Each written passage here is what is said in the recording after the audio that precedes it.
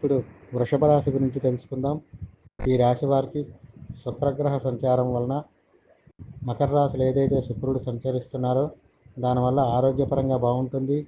అదేవిధంగా ఈ రాశికి సంబంధించినటువంటి వారు ఈ వారం ఇతరత్ర ఊర్లు ప్రయాణాలు చేసేటటువంటి అవకాశాలు ఎక్కువగా ఉన్నాయి. దానివలన లబ్ధి చేకూర్చడం అనేటటువంటివి జరుగుతాయి.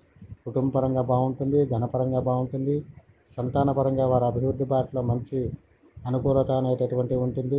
విద్యార్థులకు కూడా మంచి పేరు ప్రఖ్యాతులు, విదేశాలలో ఉండేటువంటి వారు ఏదైతే శుభవార్తలు వినటం, అదేవిధంగా ఉత్తీర్ణత శాతం పెరగటం అనేటటువంటివి జరుగుతాయి. గృహంలో శుభకార్యాలు జరిగేటటువంటి యోగ్యత, వివాహం కోసం ఎప్పటి నుంచి ఎదురు చూస్తున్నటువంటి వారు శుభవార్తలు వినటం, ప్రతి విషయంలో కూడా మంచి అభివృద్ధి బాటలకు పయనించటం, ఉద్యోగస్తులకు ప్రమోషన్లు, ఇంక్రిమెంట్ల రూపంలో అనుకూలతగా ఉండటము, వ్యాపారస్తులు నూతన వ్యాపారాలు ప్రారంభించేటటువంటి వారు అనుకూలమైన వాతావరణంగా ఉంటుంది. అయితే షేర్ మార్కెట్లో పెట్టుబడులు పెట్టేటటువంటి వారు మాత్రం వారం ద్వితీయార్థం నుంచి బాగా కలిసి రావటం అనేటటువంటివి జరుగుతాయి. అదేవిధంగా ఈ రాశికి సంబంధించినటువంటి వారికి ముఖ్యంగా సుఖస్థానంలో చికాకులు, క్షణం తీరిక లేకుండా ఉండటం, అనుకోని ప్రయాణాలు లాంటివి ఉండటం అనేటటువంటివి జరుగుతూ ఉంటాయి.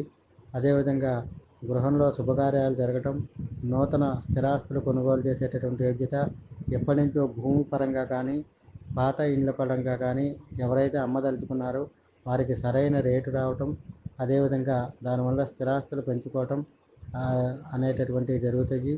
ముఖ్యంగా ఈ రాశి వారికి ఈ వారం మిశ్రమమైనటువంటి ఫలితాలు గోచరిస్తున్నాయి.